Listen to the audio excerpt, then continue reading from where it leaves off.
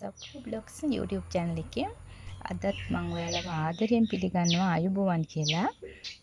අද මම ඔයාලට ඉදිරිපත් කරන්න යන්නේ මගේ විදිහට පිලෝ එකක් කට් කරගන්න විදිහ.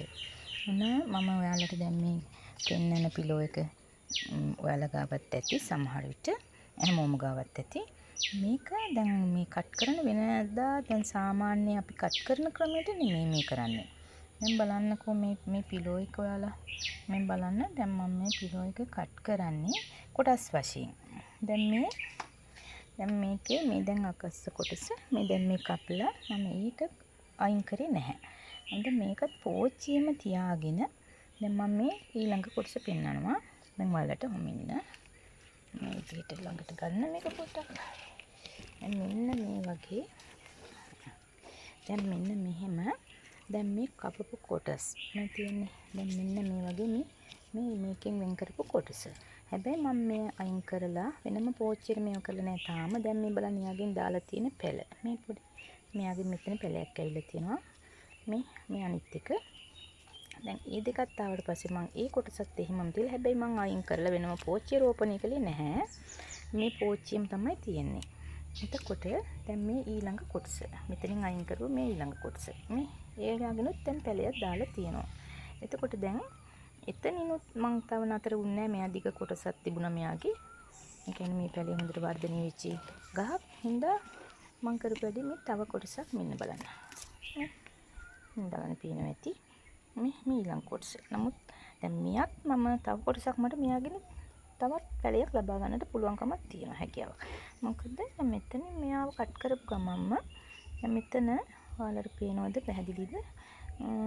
ඔව් මෙයා කට් කරා ඊළඟට තවත් මෙතනින් පැලයක් හෝ දෙකක් දාන ගොඩක් වැඩි පැල ප්‍රමාණයක් ලබා ගන්නත් පුළුවන්. ඒ වගේමයි කරදරයක් නැහැ. පැල වලට ලෙඩ බෝ වෙලා පස්සේ යට කරා කියලා කුණු වෙන්නේ නැහැ. ගොඩක් මහන්සි වෙන්න ඕනේ නැහැ. දැන් මේ පෝච්චියම තමයි මේ තියෙන්නේ. මේ හැබැයි මේකේ තව එක දෙයක් මම කියන්න ඕනේ. මේකේ මුල් තියෙන්න ඕනි පසට යාබද කියන්නේ සම්බන්ධ වෙලා. දැන් මේකේ මුලක් ඇවිල්ලා මේ පසට සම්බන්ධ වෙන. ඒතර ඒක දිගේ තමයි මට පෝෂණය ඉන්නේ. අන්න එහෙම තියෙන එකක් තමයි කට් කරන්නත් ඕනි. හොඳයි.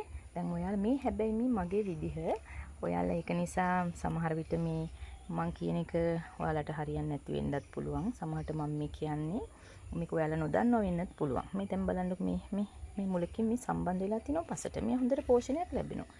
මේ එයා එකින්ද හොඳට මෙයා ලොකු වෙලා මෙයා සාමාන්‍ය මුලක් ආවම හෝ දැන් උනත් මෙයාව අපිට මාධ්‍ය රෝපණය කරගන්න පුළුවන්කම තියෙන බය නැතුව මෙයා දැන් ලොකුයි. මේ ඊට පස්සේ මෙයාව ඒ වගේ ඔයාලටත් මේ විදිහට පැලයක් කට් කරගන්න කැමැත්තක් තියෙනවා නම් පැලයක් හිටව ගන්න.